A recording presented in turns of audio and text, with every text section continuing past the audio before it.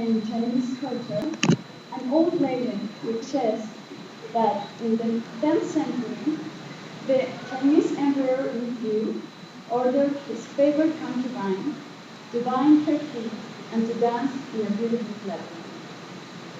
The legend says that since that dancer built a golden stage between dancers. And before that, this practice became so fashionable in the palace because she was the emperor's favorite, and the others wanted to imitate her in order to gain the emperor's attention. For around 10 centuries, whole generations of Chinese women resisted the pain of this practice because their feet were systematically broken and shaped in such a way that they got very, very small and deformed feet. This practice is known as Chinese foot binding.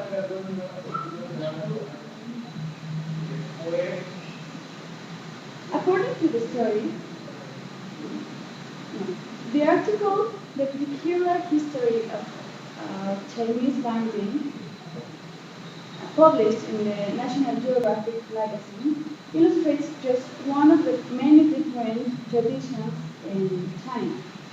And it aroused so much curiosity in me that I began to research articles, books, documentaries, and I found the reason why Chinese women kept practicing it, the procedure, and also what they stopped doing.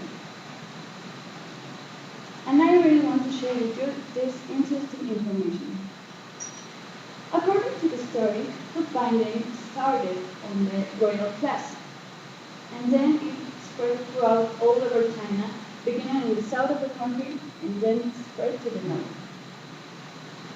In the 12th century, this practice had become so popular and common that every woman in China had their round feet. And if they had smaller feet, they were more beautiful. The main reason of Chinese foot binding is that every girl who wanted to get married had to have their feet bound. The only people who didn't mind the feet were the very poor, and also women who worked on fishing, because they needed to have normal feet in order to balance themselves on boats. Foot binding had to start on girls at the ages from 4 to 6. If they were younger than 4, they just did not visit the bank. And if they were older than 6, their feet were already grown too much. The procedure consisted on bending the toes of the foot underneath the foot plant, using very large, long ribbons to grab the feet all over the way to the ankle. These girls naturally developed a peculiar way of walking, and they also developed muscles in their thighs, their hips, and their buttocks.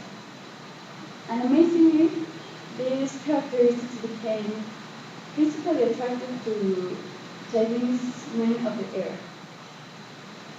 After all that centuries,